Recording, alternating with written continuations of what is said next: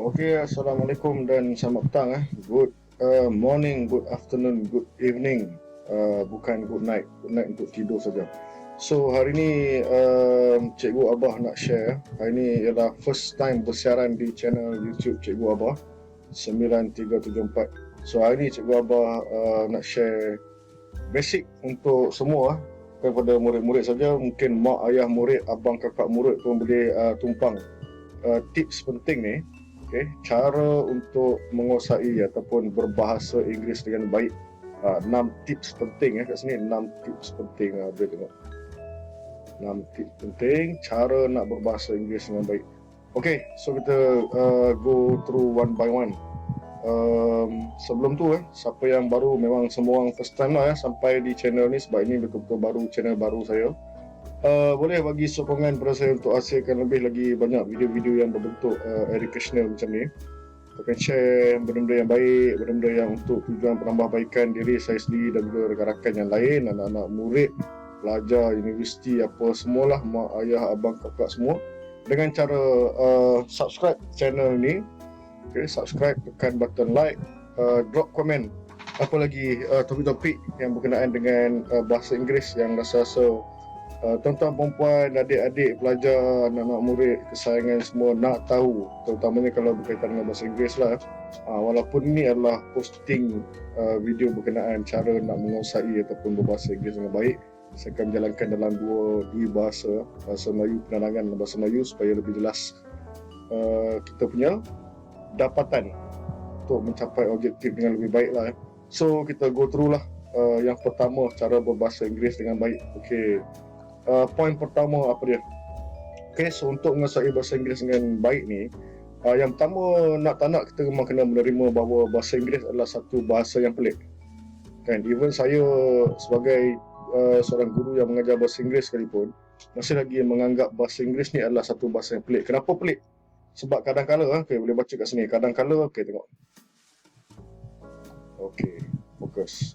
Kadang-kadang anda boleh menjumpai corak dalam tata bahasa Inggeris ni, tetapi ada kalanya bahasa Inggeris langsung tak masuk akal. Contoh, kenapa tak masuk akal? Contoh perkataan paling mudah, read.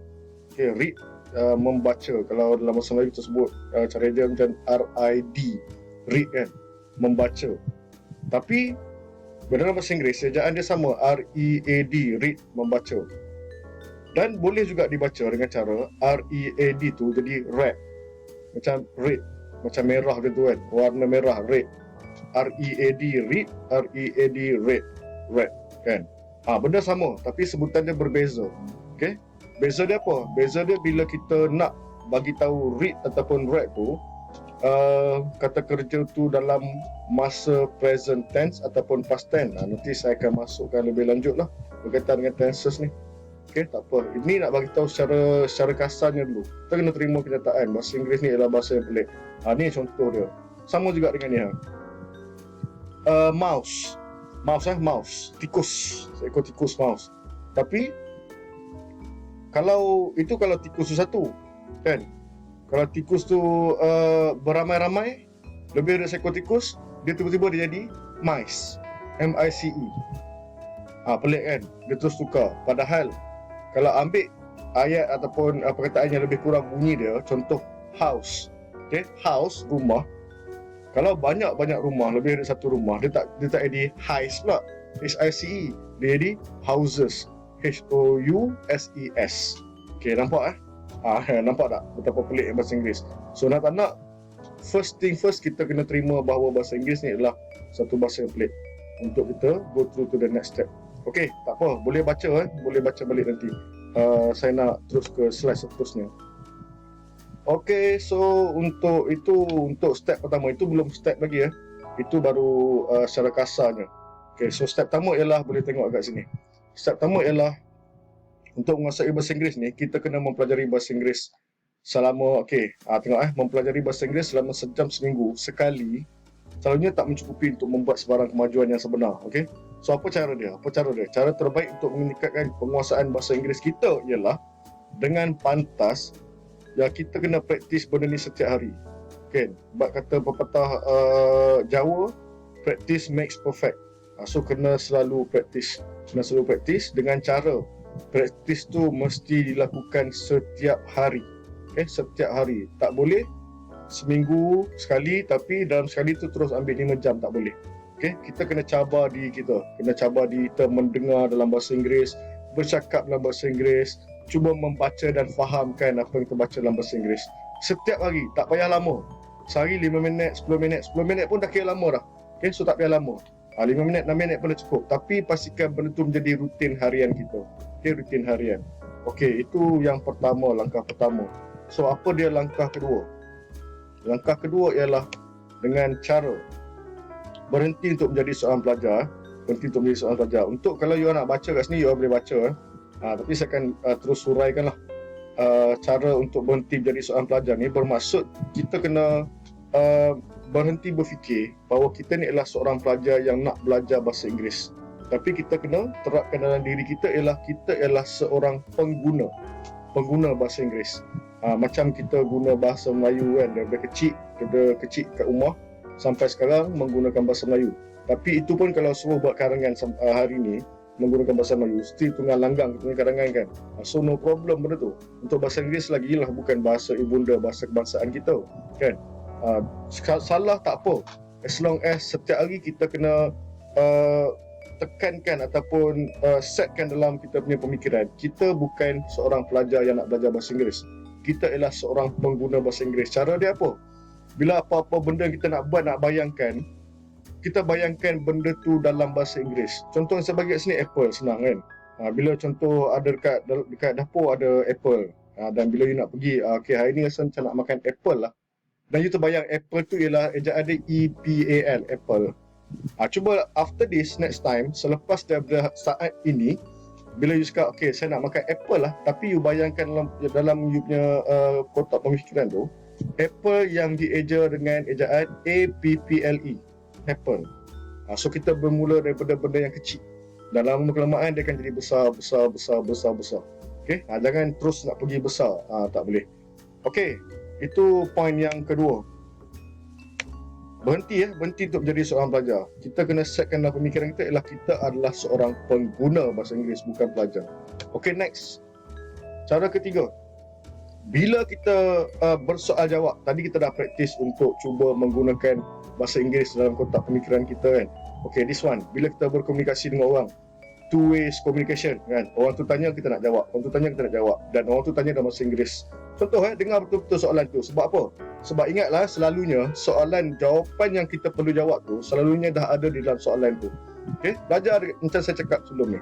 Belajar dengan cara yang simple dulu, kemudian kita akan pergi go through sikit jadi besar. Contoh, dengar betul-betul bila seseorang tu bertanyakan kamu satu soalan dalam bahasa Inggeris. Contoh, soalan tu ada perkataan does he ataupun can she. Can she do it? Contoh kan, boleh ke dia buat? So cara paling mudah nak jawab, yes, she can. Can she? Soalan dia, jawapan dia she can. Ataupun she cannot. She can. Kalau boleh, just repeat balik. Kalau tak boleh, tambah je not. Not tu maksud tak boleh, tidak. Kan simple kan, simple as that. Boleh baca boleh baca dekat list ni. Saya tak berniat untuk baca satu persatu lah. So you all boleh pause kan untuk baca. Saya semua go through secara kasar, secara ringkas lah. So itu adalah next langkah ketiga. Ingat, jawapan tu berada di dalam soalan tu bila kita berkomunikasi dalam bahasa Inggeris. Next. Untuk langkah keempat, apa dia? Langkah keempat ialah use it or lose it. Tadi kita dah praktis apple. Bila nak bayangkan buah apple, bayangkan apple tersebut dalam ejaan bahasa Inggeris. Bila orang tanya can she do it, kita pun try jawab yes she can ataupun no she cannot, kan, menggunakan jawapan yang berada di dalam soalan tersebut. So bahasa Inggeris ni ada satu pepatah, satu ungkapan yang berbunyi begini, use it or lose it. So apa benda yang kita dah dapat tadi di langkah kedua dan ketiga, apple dan juga yes she can tu, kita kena praktis setiap hari di rumah, di kedai. Kalau rasa malu nak bercakap depan orang, family pun, macam kita cakap depan mak kita, mak kita cakap, kalau dia apa hal buang terbiat ke apa, no problem, bercakap depan cermin. Tapi make sure kita praktis setiap hari. Cermin confirm tak gelak kat kita. Kalau cermin tu gelak kita, bermaksud something wrong dengan diri kita. Kita sedang mentertawakan diri sendiri. Betul? So you just cakap dengan cermin je. Tak mungkin you nak gelak kat diri sendiri. Okay, so next, use it or you lose it lah. Boleh baca secara detail lah. Saya nak pergi very fast lah untuk ini first pengenalan. Untuk langkah tadi keempat, use it or lose it. So next ialah langkah kelima. Langkah kelima apa yang kita perlu buat? Langkah kelima ialah untuk belajar dan mengkaji ungkapan. Langkah kedua kita apple tadi kan, cuba bayang dalam bahasa Inggeris. Langkah ketiga, yes you can, yes she can, no she cannot.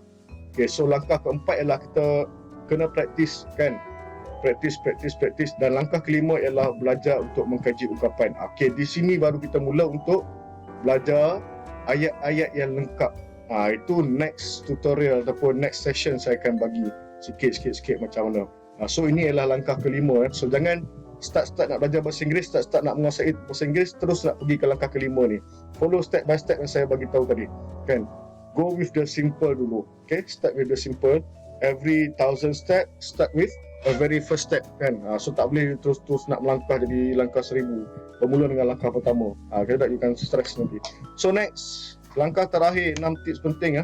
So tips ke-6 ialah jangan terlalu banyak belajar grammar. Okay, grammar ni apa? Past tense, present tense, adjective, noun, verb and whatsoever lah. You banyak fokus kepada grammar, nanti you give up. Just try cakap tu, cakap, dengar music, tengok movie, baca buku dongeng bahasa Inggeris, buku-buku yang you suka, genre yang you suka. Tarik minat kita sendiri dulu dengan bahasa Inggeris tu. Jangan peduli pasal grammar lagi. Grammar will come slowly after that. Okay, bila kita dah belajar sikit, grammar tu akan datang sendiri. Hasil daripada kita selalu dengar bahasa Inggeris, kita selalu tengok movie Inggeris, kita selalu baca bahasa Inggeris dan kita selalu bercakap menggunakan bahasa Inggeris. Dia akan datang sendiri grammar tu. Okay, so jangan fokus on grammar awal-awal tu. Nanti you give up. Okay, even saya sendiri pun grammar saya masih lagi berterabur. Peduli apa, kita bukan orang putih kan. Orang putih kita cakap bahasa Inggeris sekalipun masih lagi berterabur grammar dia. So itu adalah 6 tips yang saya nak share pada hari ini secara kasar, secara pantasnya. So the last but not least, cara untuk bercakap ataupun menguasai bahasa Inggeris dengan cara. Dia bukan macam yang kita fikir selama hari ini. Belajar daripada buku, kamus, apa benda kan. Bukan. Dia untuk belajar bahasa Inggeris ni, cara paling mudah ialah don't think, just speak. Okay, mula dengan cakap bahasa Inggeris dulu. Don't think. Bila saya nak dengar, saya cakap, please answer my question. Bermaksud saya nak dengar you all bercakap. Bukan saya nak tengok you all berfikir untuk bercakap tu. Just speak. Okay? Speak je, cakap je. Saya tak nak dengar you berfikir, tak nak tengok cara you berfikir. Saya just nak dengar you bercakap in English. That is all. Very simple kan. So don't think, just speak. Very simple. Ada problem, tak tahu nak bermula di mana. Bermula di media sosial. Semua orang ada media sosial hari ni. FB, YouTube, TikTok, IG kan. Start buat you punya IG story dalam bahasa Inggeris. Very simple word, simple sentence, simple quotes kan. Salah peduli kan. Kalau orang kutuk salah, dia pun belum tentu betul lagi. Yang penting ialah kita berani buat salah dan orang kutuk tu tak berani pun untuk mencuba. Okay, saya harap dapat memberi manfaat sedikit sebanyak untuk first video kali ini, how to master English communication. 6 ways yang saya bagi tadi, harap-harap bermanfaat. Jom kita cuba sama-sama praktikkan 6 tips penting cara untuk berbahasa Inggeris dengan baik. Jangan lupa bagi sokongan pada saya yang baru sampai, yang baru tonton video ni untuk like, komen, drop komen di bawah, dan jangan lupa yang paling penting subscribe channel ni untuk saya lebih bersemangat untuk hasilkan channel konten-konten yang bersifat educational seperti ini untuk kita semua sama-sama memperbaiki apa yang perlu diperbaiki. Okey, assalamualaikum.